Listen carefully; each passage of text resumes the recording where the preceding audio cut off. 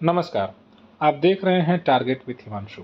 जैसा कि आप सभी जानते हैं, उत्तर प्रदेश में परिषदीय विद्यालयों में कम छात्र संख्या वाले स्कूलों को पास के दूसरे विद्यालय से मर्ज किया जा रहा है। आज इस मामले में माननीय सुप्रीम कोर्ट में सुनवाई हुई है। क्या निष्कर्ष रहा है, इस वीडियो में हम इसी विषय पर चर्चा करने वाले हैं। जैसा कि आप सभी जानते हैं, इसके पहले इलाहाबाद हाई कोर्ट की लखनऊ सिंगल पीठ में मामला चला था, जिसमें सरकार के फैसले को हरी झंडी दी गई थी, जिसके बाद और तेजी से स्कूलों को मर्ज किया जाने लगा। लगभग 10,000 से अधिक संख्या में ऐसे विद्यालय हैं जिन्हें बाल वाटिका बनाए जाने के निर्देश भी दे दिए गए हैं। इन सब के बीच इलाहाबाद हाईकोर्ट की डिवीजन बेंच में पीआईएल दाखिल की गई थी और आज माननीय सुप्रीम कोर्ट में भी पीआईएल दाखिल की गई थी। आपको यह समझना होगा कि पीआईएल एक अलग प्रकार की याचिका होती है और दूसरी जो याचिका होती है एसएलपी होती है। पीआईएल जब पब्लिक इंटरेस्ट में कोई याचिका दाखिल की जाती है, यानी कि याचिकाकर्ता की यह मांग थी कि बड़ी संख्या में छात्रों का हित प्रभावित हो रहा है, इस वजह से उन्होंने पीआईएल दाखिल की इलाहाबाद हाईकोर्ट की डिवीजन बेंच में। वहां से खारिज हुई और उसके बाद फिर आज माननीय सुप्रीम कोर्ट में भी पीआईएल लगी हुई थी, लेकिन यहाँ से भी यह याचिका खारिज हुई और खारिज होने के साथ ही साथ माननीय सुप्रीम कोर्ट ने कहा कि आप एसएलपी लेकर आइए, यानी कि हम आपको सुनेंगे। इनकी जो प्रेयर थी वो ये थी कि इनकी जो प्रेयर थी उसमें ये कहा गया था कि बच्चों का हित प्रभावित हो रहा है। बड़ी संख्या में बच्चे ऐसे हैं जो विद्यालय नहीं जा पा रहे हैं, तो ऐसे में सरकार का जो फैसला है वो कहीं ना कहीं सही नहीं है। इसी कारण से कोई डायरेक्शन कोर्ट दे। तो यह चूंकि जैसा मैंने आपको बताया कि पीआईएल था, तो पीआईएल और एसएलपी में अंतर ये समझ लीजिए कि जब हाईकोर्ट ने इस मामले में अपना अंतिम फैसला दे दिया है, तो जब आप उसके अगेंस्ट अगर कोई जजमेंट लेना चाहते हैं या उसके अगेंस्ट आप जाना चाहते हैं, तो आपको पीआईएल न लाकर एसएलपी लाना होता है, यानी स्पेशल लीव पिटीशन लाना होता है कोर्ट में।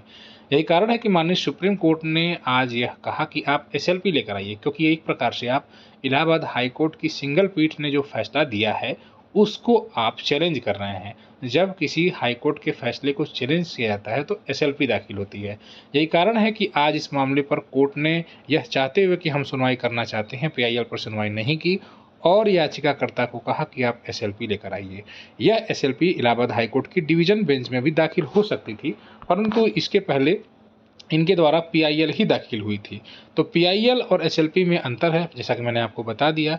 अभी इसके पहले एक और टीम जो मुख्य रूप से लड़ रही थी, हिमांशु राणा की टीम, और जैसा कि मैंने आपको कहा भी कि आप उनका सपोर्ट कर सकते हैं, उनके द्वारा हाईकोर्ट की सिंगल बेंच में याचिका लगी थी और उसके बाद डिवीजन बेंच में लगाई जानी थी, क्योंकि अभी तक इलाहाबाद हाईकोर्ट की डिवीजन बेंच ने इस पर फैसला नहीं दिया है।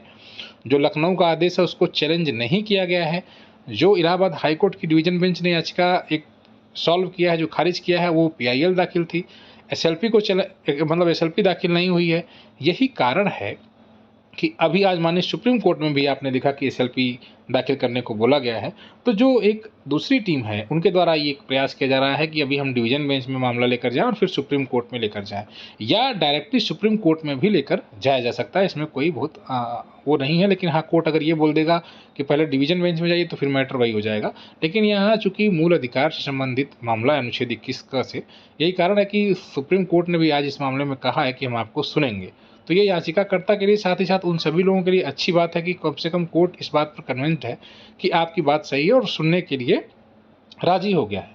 अब आने वाले समय में एसएलपी दाखिल करके जल्द से जल्द माननीय सुप्रीम कोर्ट में सुनवाई कराने का प्रयास करना चाहिए। तो ओवरऑल आज की जो अपडेट है माननीय सुप्रीम कोर्ट से, वो यही है कि माननीय सुप्रीम कोर्ट आपकी बातों को सुनेगा, लेकिन प्रॉपर चैनल से जाइए, न कि आनन फानन में आधी अधूरी तैयारी के साथ जाएंगे, तो फिर वो आपके लिए घातक साबित हो सकता है।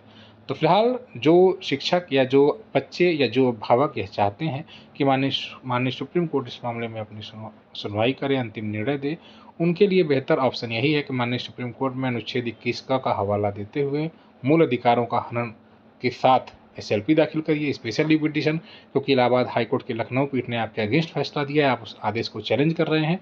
एसएलपी दाखिल करेंगे, फिर कोर्ट माननीय सुप्रीम कोर्ट को जो तय करना होगा वो आगे तय होगा, या फिर डिवीजन बेंच में भी रास्ता अभी खुला हुआ है। ओवरऑल यही आज की पूरी अपडेट है। महत्वपूर्ण सूचनाओं के लिए बेसिक शिक्षा विभाग से संबंधित इस चैनल से जुड़े रहें। धन्यवाद।